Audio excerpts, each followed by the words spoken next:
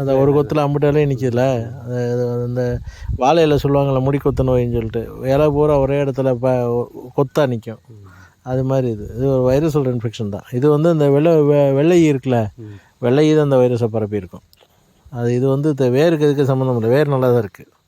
வேரில் வீக்கம் எதுவுமே கிடையாது. அதாக இருக்குல்ல, வெள்ளையோட முட்டை. அது